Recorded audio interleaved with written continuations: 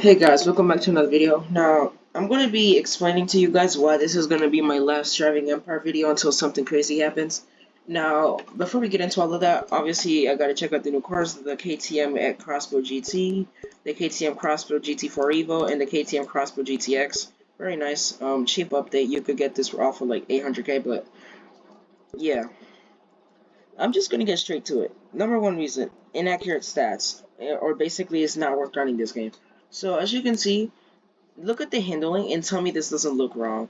So let me put it in a good order for you. So handling ranges from 87% all the way down to 33%. That's how the handling ranges in this game. And now that you know that, you can already tell what's wrong here. Like, why does this random motorcycle handle more than a Bolide? Or why does a literal road car handle more than this whole row, which is all track cars? Like, bro, that makes no sense. Why does a Harley Davidson handle more than a motorcycle? Why does a KTM Crossbow handle more than a GT3 RS? Actually, I mean, this is sort of like a... I don't even know if I can call this a track car. It doesn't even look like it. I mean, it kind of does, but, like, you get my point. Or why does a freaking XJR15 handle more than a 917K? This is what I mean. Look at the price of this. 14 million? And for way less you could just get, like, the handling on this I will say is okay. It's not bad. But for way less, for half the price, 7 million, you could just get the F5 Roadster. I mean, F5 Revolution, my bad. Or the P900, which are way better. Like, it's not worth running this game. Now, before this video gets way too into the stats of the cars, another reason is the chassis. Now, this is a really common topic, so I'm not even going to say that much. I'm just going to show you the driving of some cars. So, let me get my R8 right here. So, look at the chassis of this. Very bouncy for a track version of a supercar. Like, this doesn't feel right. This doesn't really feel right. Like, see how he took that bump? The wheels clipped into the car because of the suspension being very bouncy. This is the suspension that some boat car like the Lamborghini Urus should have, which it already does. So let me just search up. Let me just get the Urus. So if I get the Urus right here.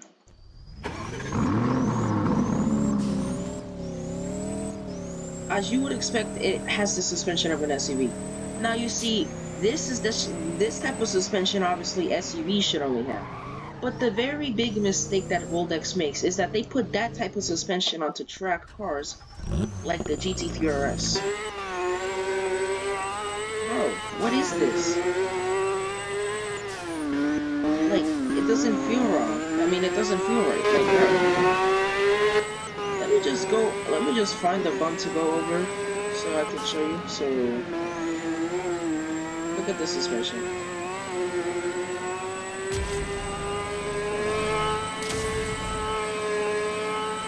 Look. See? So, like, when we go over that, it basically just goes right into the car. Now, let me show you another reason. The bugs in this game, the cash grabbing, the theft. So, if I get a Subaru Speed12, and go into the customization. Let's go into the nitrous effect. I want to buy the lightning effect for 80k. I'm going to sacrifice this amount of money just for the sake of this video. See? So I just bought it, right? But now when I go back out and actually use the nitrous, as you can see, it doesn't save it. And you know why that's a big problem? Because if I go into an expensive car like the Apollo Orange Dragon, and I go to the customization, now that I know that nitrous effects don't always save, you see how much this cost? Somebody could just buy this not knowing it probably won't save and waste $700,000 on one customization. And mind you, $700,000 in this game is the price of an SSC Ultimate Arrow. So you basically wasted $700,000 on a stupid nitrous effect. So it's basically the cash grabbing. These two customizations right here are just cash grabs. Because Underglow, nobody is paying $1 million for Underglow. Nobody. Same for this. Why am I about to pay 200 Robux for Rainbow Underglow? That's just like, what? It's stupid. And now let me show you the upgrade system. So if I get my CLK, if I get my CLK GTR right here, this isn't worth $9 million, right? So now, $473,000. See, I would pay for this much to like max out the car if it wasn't for the fact that after you buy the upgrade, you still have to upgrade that same engine. So as you see these boxes, you have to max it out. So it's basically just a cash grab. So you have to keep grinding to max out the same upgrade, which makes no sense. Like, I expect to just buy this and boom, I'm done. I don't have to do anything else. No, I have to keep upgrading the cars, which is basically just a waste of my time. So what I do on a lot of my cars, I just buy the upgrade and leave it off like that. Because at the same time, I'm not even racing in this game that much anymore. Because I'm not grinding this game that much anymore. Like, unless I just feel like grinding for no reason. Like, I just feel like making money for no reason. I'm not grinding for anything. I'm just going to be playing this game for my own entertainment. Because I know that when I buy something like, let's say a Solus GT, I have to waste all of my money on upgrades, which you see, so it doesn't sound bad, but like, you know that you gotta do these stage upgrades, which is very stupid. Like, I just expect to buy the upgrade and done. No, I have to keep buying the upgrades. And the thing that really, really bothers me is that it didn't used to be like that. Before that customization update, you would just buy the upgrades and you're done. No, now you have to buy the upgrades and you have to keep upgrading that same upgrade. Basically stage upgrades. And another thing that makes that bad is that it makes cars unrealistically overpowered. So as you guys know, if you guys remember, I said that the Bullite was overpowered. The only reason it's overpowered is because the stage upgrades make the car stupid fast. Like, that makes me, like, doesn't make me mad, but it just makes no sense. Like, bro, makes no sense. Now that I'm in the 4GT, another reason is suspension tuning. Now I know a lot of y'all like to lower the cars or stance your cars, but see how this looks in the customization? The stance doesn't look bad. I mean, the stance looks bad here. But you know why I made it look like this? Is because when I actually get out of the customization, it looks like this. It doesn't look bad now, but in the customization, it did. So what that is, it's basically just inaccurate suspension tuning, which makes it not the easiest thing to stance your cars. And you know why this happens? Because of the chassis. The chassis being unstable causes that suspension bug to happen, which is very annoying. Because if I go on the fake R33 real quick, if I can find it right here.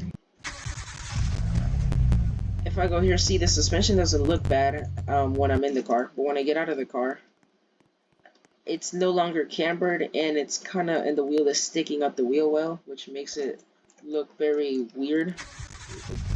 And if I go into customization and I go onto the offsetting, I'm not sure if this is still a thing, but yeah, as you can see, it will, let me just pay this much. So you would expect it to look like this, right? No, that's how it looks like. So that's another glitch, which they still haven't fixed. Now, I actually forgot to show you this when I was in the dealership, but another reason is they break cars, like not just the performance, the looks of it. So if I search up Porsche real quick, and I click on this Porsche here, the GT3, body panels are broken, they don't load, they're just grayed out. And you know why that bothers me? Because I really like this car, and I had to sell it because look at the body panels. I like driving this car, and now that it's broken, I have to sell it because it just puts stress on me that I don't want to drive a broken car. Like, it's not enjoyable at all. Now, same for this other GT3 RS. Same thing. It's now worse because like the whole dashboard is grayed out. The diffuse, like, The front splitter is grayed out. The side skirts are grayed out. Like, the body panels right here are grayed out. Same thing on this other Porsche. The interior is grayed out. Like, bro, it's really annoying. And this is not just on those 3 Porsches. It's on others. No, it's not this one.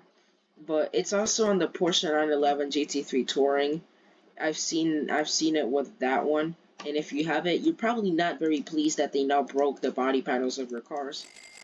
And they won't fix it. Like, they just break random things and do not give the slightest flip to fix it. Like, that's annoying. That's really annoying.